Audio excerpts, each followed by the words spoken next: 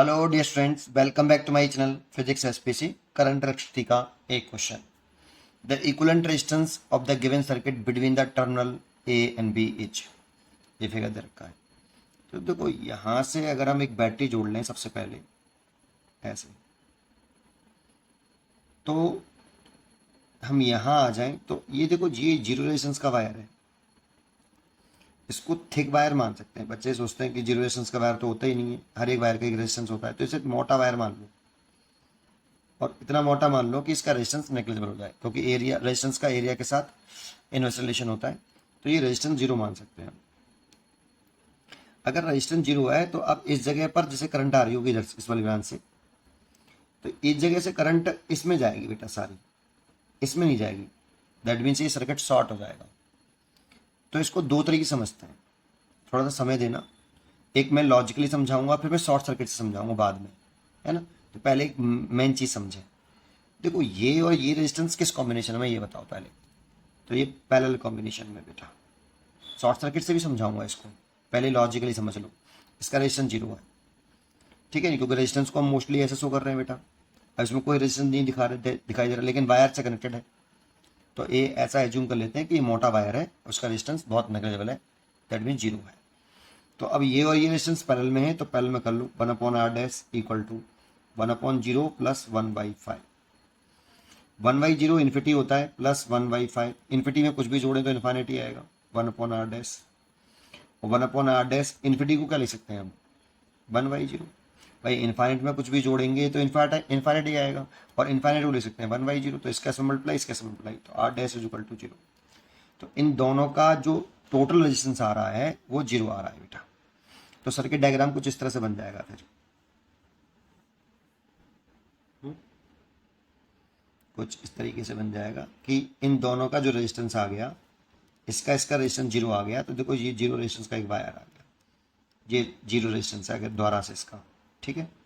और ये आपका 2 ओम है, सॉरी यहाँ कुछ नहीं है, यहाँ लग रहा है 2 ओम का एक रेजिस्टेंस, यहाँ कुछ नहीं है, यहाँ 2 ओम लग रहा है, और यहाँ 3 ओम लग रहा है, और फिर इस जगह पे 3 ओम लग रहा है।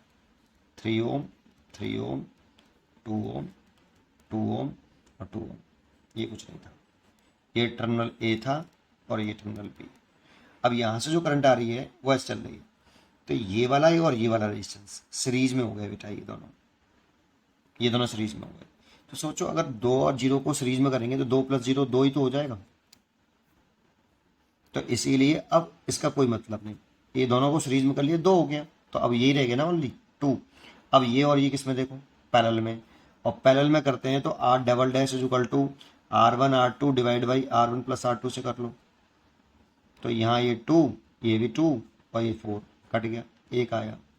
तो इन दोनों का एक हो गया, तो इन दोनों का एक हो जाएगा। इन दोनों को मैंने फिर पैरेलल में कर लिया है ना। तो इन दोनों का एक हो गया, तो सर्किट डायग्राम कुछ इस तरह से बन जाएगा। अब नॉर्मल क्वेश्चन हो गया, ये 1 ओम हो गया, ये 2 ओम है, और ये 3 ओम है, और ये वाला 3 ओम है, और कुछ इस तरह से बैटरी लगी हुई है। अब कर लो। अब यहाँ से करंट आ रही होगी, तो ये और ये सीरीज में होंगे, ये दोनों सीरीज में होंगे, तो 2 और 2, 2 1 3 हो गया। तो कुछ इस तरह से डायग्राम बन गया। ये 3 ओम हो गया भाई, ये सारे 3 ओम के हो गए, 3 ओम, 3 ओम और 3 ओम, और ये टर्मिनल हो गए ए और बी, ठीक है। ये भी 3 ओम का था। अब ये तीनों किसमें देखो, पैरेलल में है, तो इक्विवेलेंट टेस्ट निकाल दो। 1/r equivalent is equal to 1/3 plus 1/3 plus 1/3, तो 3/3 दैट मीन्स 1। तो आर इक्विवेलेंट आ गया 1 ओम, ठीक है। अब अपने शॉर्ट सर्किट वाले कंसेप्ट से आते हैं। तो यहाँ से जब करंट आएगा ना आई, तो इसका रेजिस्टेंस जीरो है। तो यहाँ करंट हम जैसे जानते हैं कि जो करंट होती है वो हमेशा उस रेजिस्टेंस में ज़्यादा जाती है जिसका रेजिस्टेंस जीरो होता है, सॉरी जिसका रेजिस्टेंस कम होता है। तो इसका रेजिस्टेंस तो बिल्कुल ही नहीं है, तो इसीलिए सारा करंट जो है ये इस तरह से चला जाएगा बेटा, आई ऐसे चला जाएगा।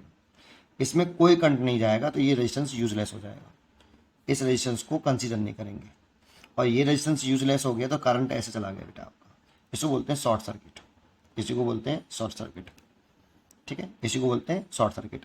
अब देखो इसमें रेजिस्टेंस में करंट इसमें जा नहीं रहा, तो ये यूजलेस हो गया, और ये रेजिस्टेंस और ये रेजिस्टेंस आपका सीरीज में है, तो फिर वही कंसेप्ट आ गया, ये और ये सीरीज में हो गए, तो इनको 2 और 0 का 0 2 हो जाएगा, फिर बाकी का कंसेप्ट ऐसे कैसे रहेगा।